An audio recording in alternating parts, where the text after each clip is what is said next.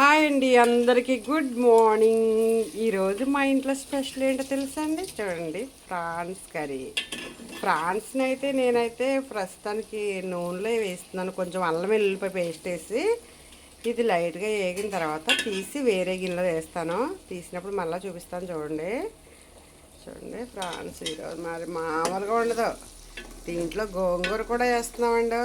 గోంగూర prawns ఎక్సలెంట్గా ఉంటుంది.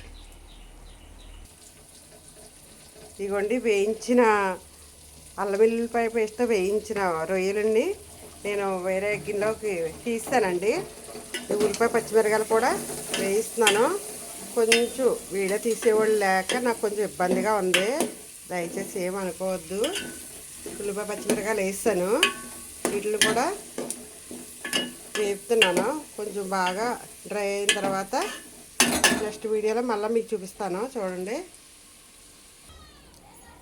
చూడండి ఉల్లిపాయలు అయితే బ్రౌన్ కలర్లో వచ్చేసినాయి. కొద్దిగా కొత్తిమీర కూడా యాడ్ చేశాను, మంచి ఫ్లేవర్ వస్తుందని.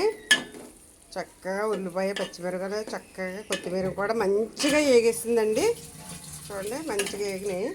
ఇప్పుడు నెక్స్ట్ చూడండి, నేనైతే ఫ్రాన్స్ వేసేస్తున్నాను.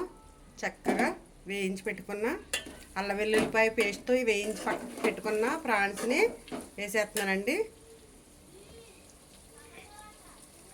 చూడండి, కారం కూడా 2 స్పూన్లు కారం వేస్తున్నాను. 2 స్పూన్లు అని ఏముండదండి, తగినంత మనకి ఎంత సరిపోతుందో కర్రీకి అంత వేసుకోవాలి. 3 స్పూన్స్ వేసాను. చూడండి కలుపుతున్నాను మంచిగాను. అవి బాబు వండుకోకుండానే మంచి వాసన అయితే వచ్చేస్తుంది. మరి కూర గుమ్మగుమ్మలు ఆడిపోతున్నాయి. 2 కేజీలు అండి ఫ్రాన్స్. వాటర్ పోస్తున్నాను చూడండి.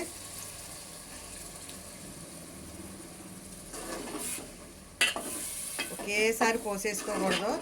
కొద్దిగా పోసుకొని మొత్తం కలిపి తర్వాత మళ్ళా లైట్ కొద్దిగా వేసుకుందాం. చూడండి, దీనిలో వాటర్ కూడా వేసేసుకుందాం. మూత పెట్టేసుకుందామండి. మూత కూడా పెట్టేసుకుందాము. ఇప్పుడు కరెక్ట్గా సరిపోయింది వాటర్. ఓకేనా? చక్కగా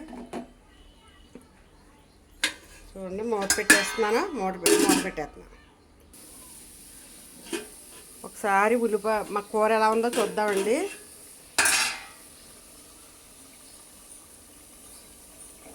వావ్, గుమగుమలాడుతూ ఉందండి కర్రీ. మనం అప్పుడప్పుడు చూసుకుంటూ ఉండాలి, లేకపోతే అడుగట్టే అవకాశాలు ఎంతైనా ఉన్నాయి. చూడండి ఎలా కనపడుతున్నాయో మరి ఫ్రాన్స్. అసలు మామూలుగా లేదండి బాబు. వండుతుంటేనే మంచి స్మెల్ అండి బాబు. ఎందుకంటే అల్లం వెల్లుల్లిపాయ పేస్ట్ వేసి మనం ఫ్రాన్స్ని వేపుతాం కదా, అందుకోసమని. చూడండి, మనం అప్పుడప్పుడు చూసుకుంటూ ఉండాలండి బాబు కూర. ఏంటి ఇన్నిసార్లు తిప్పుతుంది ఏంటి ఇప్పుడు మూత తీసి అనుకుంటున్నారా ఏంటి? మనము నిజంగా రియల్గా ఉండేటప్పుడు మనం ఎలా అయితే చేస్తామో అలాగే చూపించాలి మొత్తం వీడియోలో. మరి కూర అప్పుడప్పుడు అలా చూసుకుంటా ఉంటే మనకి ఎగిరిందో లేదో మాడిందో ఎలా తెలుస్తుంది మరి? కూర అయితే లాస్ట్కి వచ్చేసింది. కొంచెం మసాలా వేద్దాం, గరం మసాలా వేద్దాం.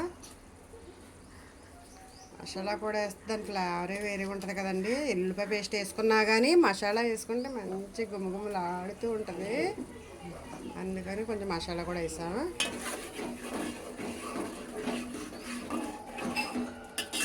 అంటే అయిపోయింది కర్రీ. మరి నేనైతే స్టవ్ ఒక 2 మినిట్స్ నుంచి బంద్ చేసేస్తాను. ఓకే, మరి మీకు వీడియో నచ్చినట్లయితే like and share. Okay bye. Bye.